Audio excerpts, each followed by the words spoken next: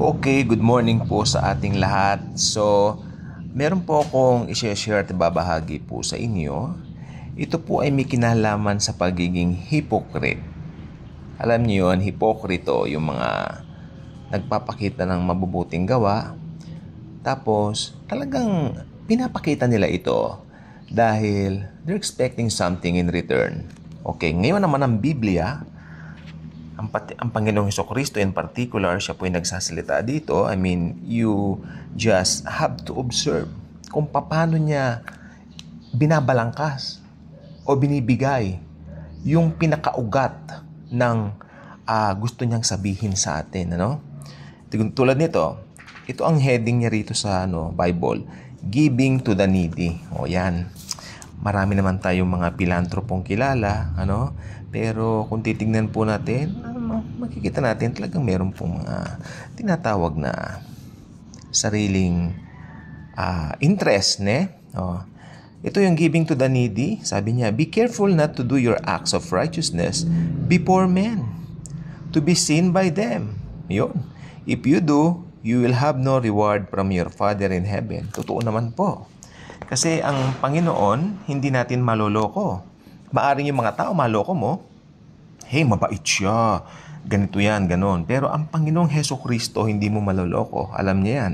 So when you give to the needy, do not announce it with trumpets, as the hypocrites do in the synagogues and on the streets, to be honored by men. Ayun pala ang isa sa pinakagusto nila. Tandaan po natin, itong panahon po natin ngayon, talagang ang daming gustong maging famous, sumikat, at minsan ginagamit nila yung mga kawang gawa, mga mabubuting gawa para sila po ay mapansin sa ganyang mga gawain. Okay? Sa ganyang aspeto, natin, I tell you the truth, they have received their reward in full. Okay?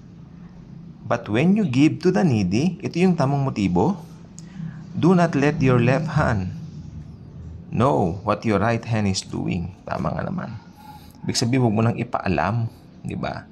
Gawin mo na ng lihim. Okay ba? So that your giving may be in secret. Then, your Father who sees what is done in secret will reward you.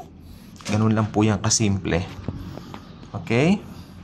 Sige, banatan natin lahat ito, Itong prayer naman, ito naman yung sa pananalangin naman, And when you pray, do not be like the hypocrites. Again, hypocrites ang binabanatan naman ng Panginoong Hesukristo. For they love to pray standing in the synagogues and on the street corners to be seen by men. I tell you the truth, they have received their reward in full.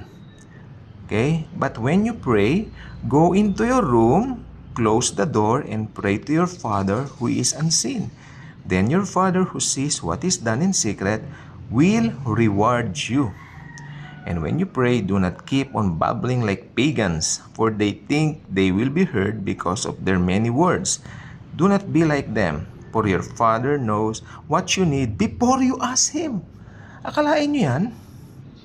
Di ba?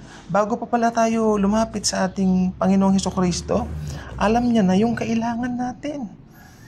Okay. So, yan lang po ang gusto kong sabihin po sa inyo. Kasi ito yung pagbibigay, giving to the needy. Ito naman sa prayer. Ito, tignan po natin dito. Tumalon na po tayo, ng verse, 16 ba yan? O yan, verse 16. Yan, pinaliwanag ko lang yung telepono ko. Yan. Verse 16 na yan, Okay. Sabi niya rin, when you fast, ito yung pag-aayunar o pag-aayuno. Okay? When you fast, do not look somber as the hypocrites do, for they disfigure their faces to show men they are fasting. Ito, talagang binabanatan niya ng Panginoong Hesukristo yung mga hypocrites ng kanyang kapanahunan. Ayan. I tell you the truth, they have received their reward in full. But when you fast, put oil on your head and wash your face. Sa panahon naman natin ngayon, wag na kayo maglagay ng oil. Mainit sa ulo yan. But when you fast, put oil on your head and wash your face. Figure of speech lang ni Lord yan. So that it will not be obvious to men that you are fasting. Ibig sabihin, pag nagfa-fast ka, yung hindi halatado. so that it will not be obvious to men that you are fasting, but only to your Father who is unseen, and your Father who sees that is done in secret will reward you. Yan. So again, dito po sa Matthew 6, inumpisahan po yung verse o yung mga gusto niyang salitain sa pamamagitan ng ito yung paggawa ng mabuti sa kapwa, yung sa mga needy, Tapos ito yung sa pananalangin natin, no? Tapos ito sa fasting. Yan. So, makikita po natin lahat dito.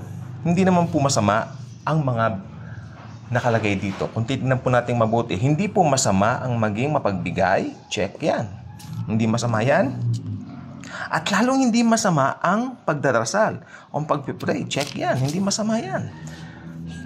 Itong fasting, nagpa-fast tayo para hindi tayo ma-high blood. Ako, naniniwala ako doon. Pero hindi ako nagpa-fast para yung spiritual. Hindi, kasi ginawa na ni Christ lahat No? I'm not fasting. Pero siguro nagpa-fast ako para hindi ako magkasakit. Para ganyan. Para umiwas sa mga pagkain. But not in a spiritual realm or in a spiritual manner. Okay? Ang fasting, hindi rin naman masama yan. Okay? Pero tignan nyo po, itong tatlong ito, ang binabanatan ni Jesus dito, mga motibo. Yung mga motibo. So, mahalaga po ang motives. Motives says it all. Nagbibigay ka sa needy. Pero sabi niya, nagbibigay ka, sabi niya rito, do not do what the hypocrites do. Sabi niya, to be honored by men. Kasi yung mga hypocrites, gusto nila i-honor sila ng men sa kanilang pagbibigay. Ito, sa pagdarasal naman, ito naman, pinapakita nagdarasal sila, paulit-ulit na dasal, tapos ipinapakita sa tao, nagdadasal, hypocrisy yan.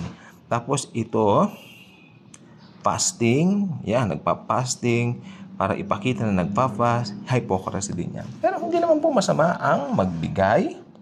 Siyempre, check, hindi masama magbigay. Maging mapagbigay nga, maganda, di ba? Amen? Tapos, lalong hindi masama ang magdasal, mag-pray. Hindi rin naman masama mag-fasting, pero ako hindi ako nagpa-fasting talaga. Nagpa-fasting ako, hindi sa spiritual, kundi dahil sa, para hindi tayo magkasakit. Umiiwas tayo sa mga tao na po. Okay? Ayan, I hope may natutunan naman po tayo dito po sa napag-aralan natin sa Matthew 6. Dahil sa totoo lang po, yung motibo, yan po ang mahalaga. Kaya kung hindi pa kayo subscriber dito, I invite you to do so. Click the notification bell, share this video, share the wonderful love of the Savior, the Lord Jesus Christ Himself. Thank you. And as always and forever, Jesus truly loves us all.